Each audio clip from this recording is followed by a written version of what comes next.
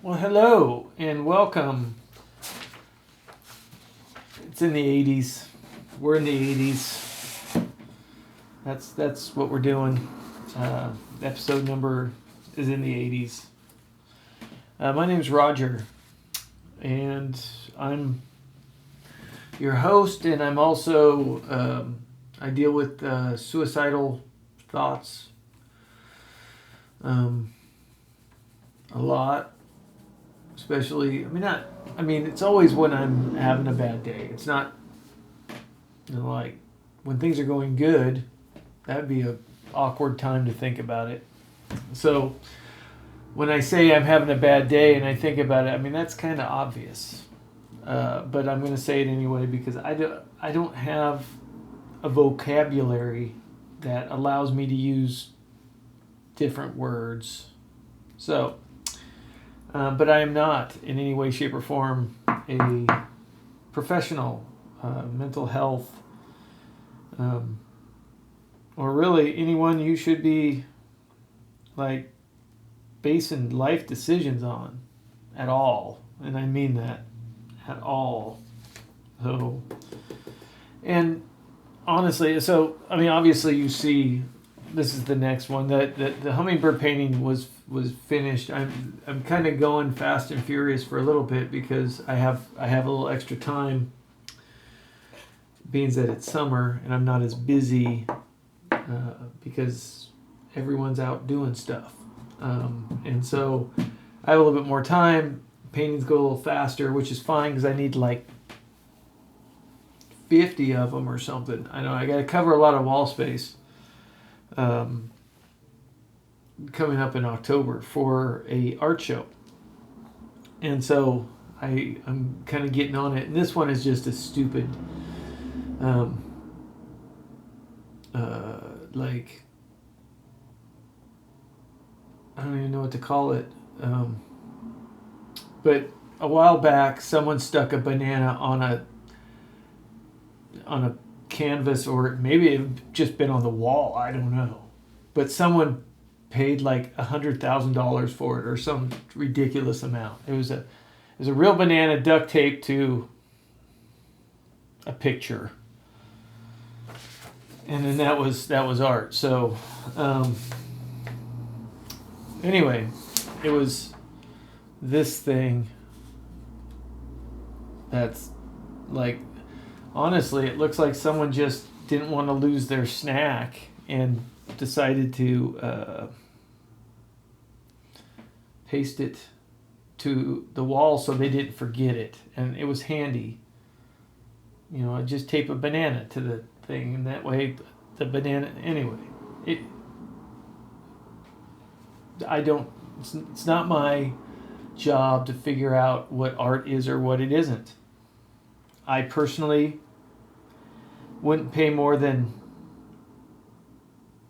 48 cents a pound for that. But anyway, all right. So we're gonna paint this, and we're gonna hopefully. And I'm not even gonna. What am I doing? Oh, and I'm not even going to like paint the background. I'm gonna leave it white.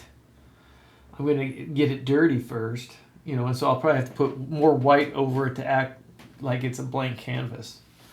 So, if I seem like I'm a little off, so to speak, it's because it's been a rough day. It's been a very emotional day. I wouldn't say. It's emotional days can be rough. I'm not saying that it's absolutely not rough, but it's not like horrible.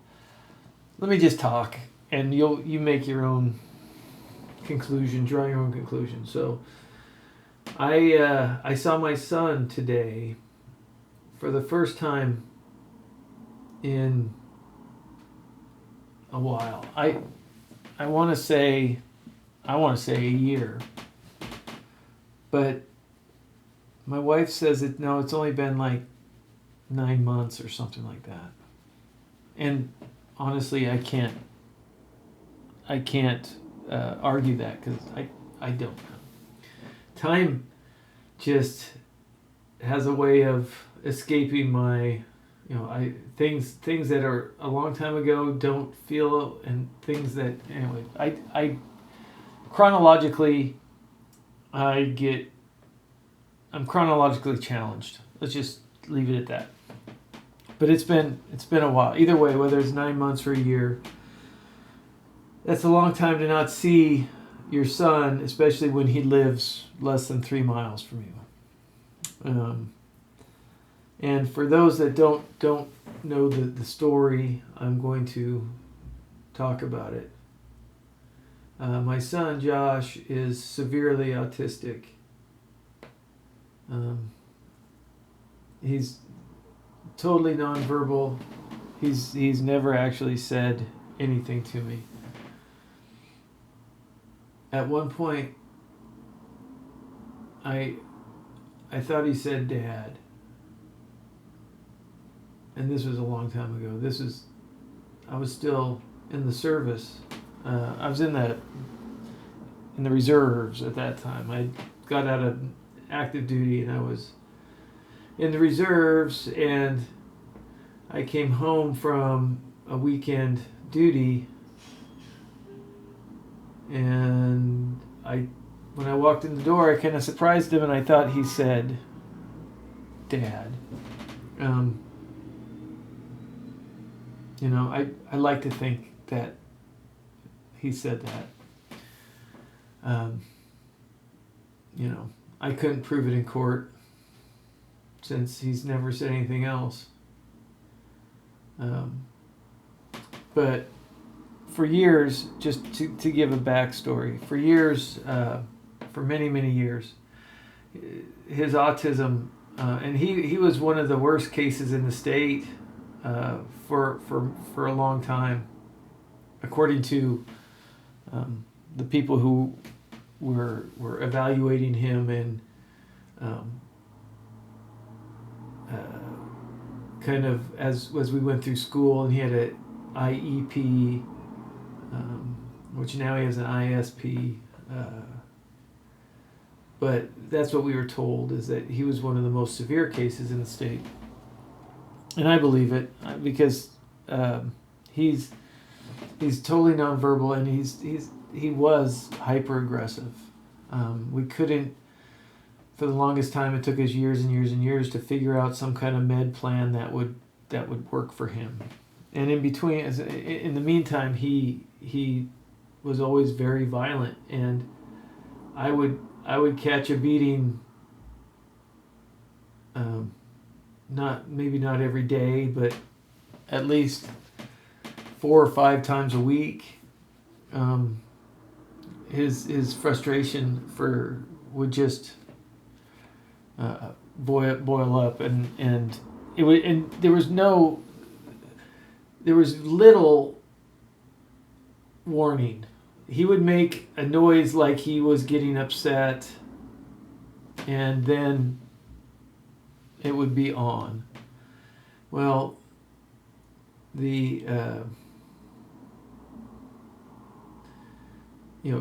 back during COVID, he was visiting us because he does live with an agency now, but we still want to be very much part of his life, and so we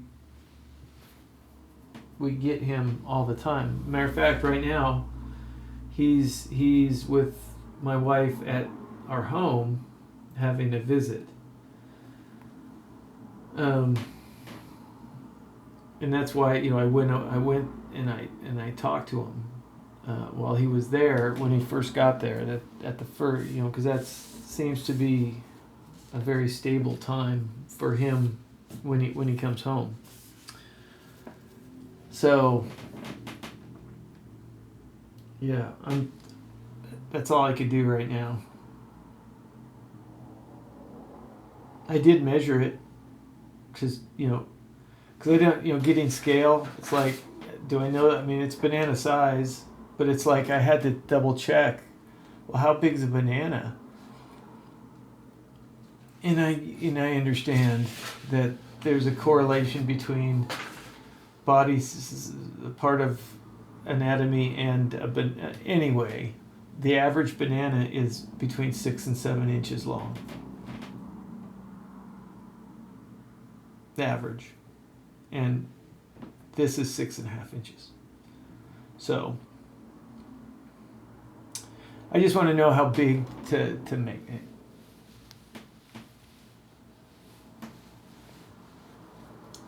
I don't want to go any further down that road. Anyway, so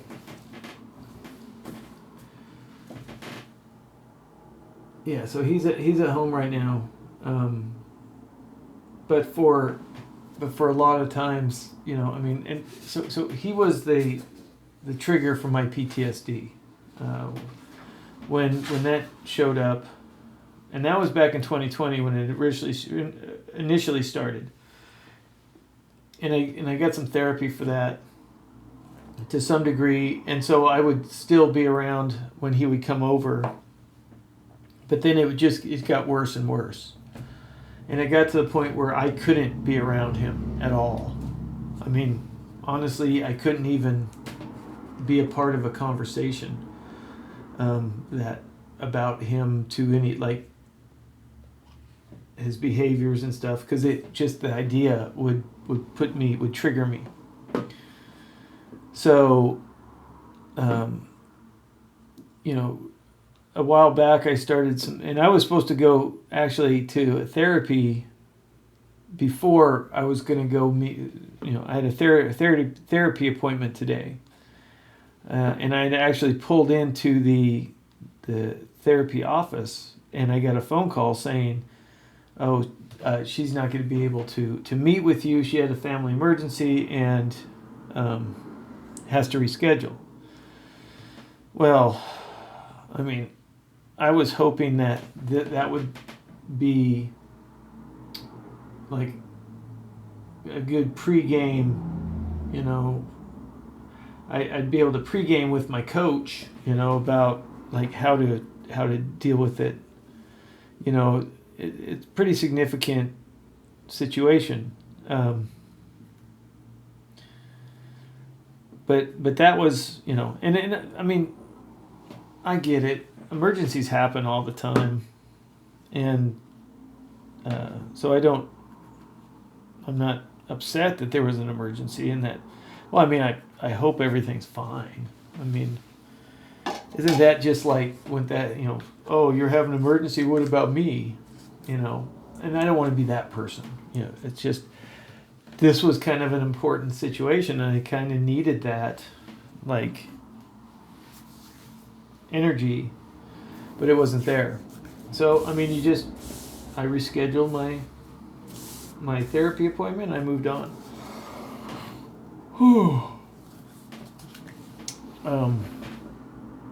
Yeah, and so I went and I saw Josh, and I don't know what I expect, I mean, I went in and I said hi to him, and he kind of waved at me like, "Hey, I see you," and then I tried to, I did give him a kiss. I gave him a hug and a kiss, and then like Josh, he pushed me away. I mean, not push, not like, he just like, "All right, leave me alone now."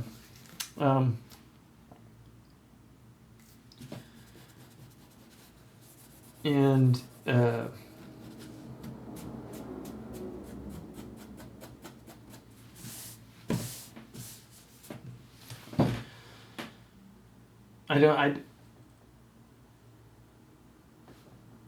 the original plan was to just be there and say hi and spend a few minutes and then just leave, and then next time I'll be there for a little bit longer and just re-expose myself to my PTSD trigger, and with the hopes of the desensitizing it to enough of a degree where it doesn't,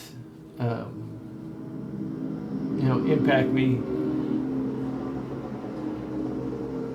as to the degree. That's the whole idea, the whole plan, and I think it's a good plan. We'll see. I don't know. I'm still newly processing, so I will never get, and I need to know this. I need to understand it to a degree. Is that I'm never going to get what I want out of the situation, which is, I don't know, just to connect on some rudimentary level with my son, who I love and miss, tragically. So I don't know. I don't know. You watch movies,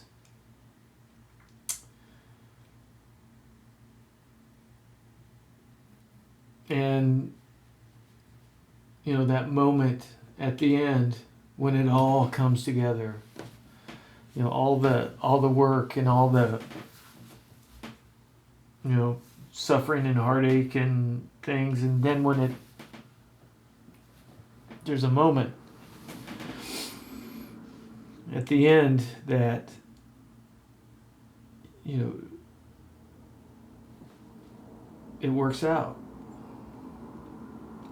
and I don't think I'm ever going to have that.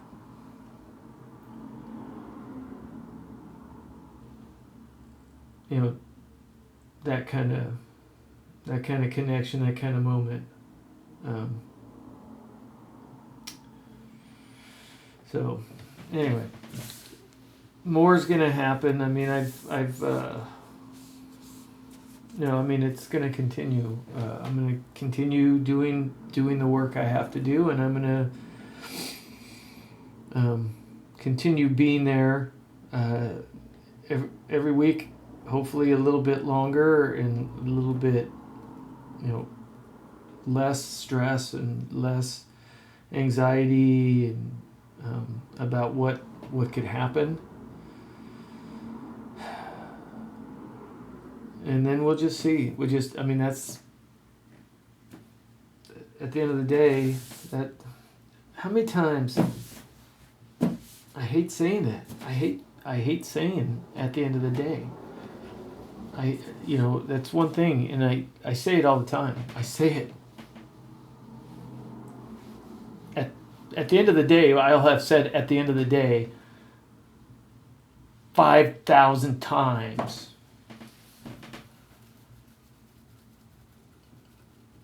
It's just, it's a tick for me now, I guess.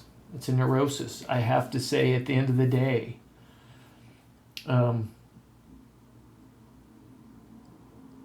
Yeah, I don't even know why. Anyway, I guess that's where I'm at, and I'm forcing myself through this period of time, and I know that that's not awesome. You should give yourself time to process and blah blah blah. But I'm doing the videos for a reason. And I don't want there to be any question as to the authenticity of the experience of doing what I'm doing. It's not about views. It's not about anything. It's about this is how I feel and what I'm going through. And if that's what it's about, then I have to put it out there. I have to talk about it, and I have to, be into that. But it's not easy at all. And, trying to manage everything, especially, I can't, Josh is, he's untouchable. He does not care about anything that's outside of what he needs or wants right now. And so he can't give me what I need or what I want, because he doesn't. And when I say he doesn't care, that's not his condition. Just doesn't allow for that. That's not in his skill set at any point. And in a way, he's very fortunate, in that a lot of things that burden us all the time don't burden him. He's not burdened with such trivialities as life and relationships and any of the above. So yeah, I'm gonna do something else, because I'm sitting here trying to flatten out this paper towel that I'm gonna end up throwing away. But it gives me something to do. So anyway, hands. Yeah, I'm gonna wrap this one up, and I'm just gonna keep fighting, just like you have to. So take good care, and we'll see you on the next one.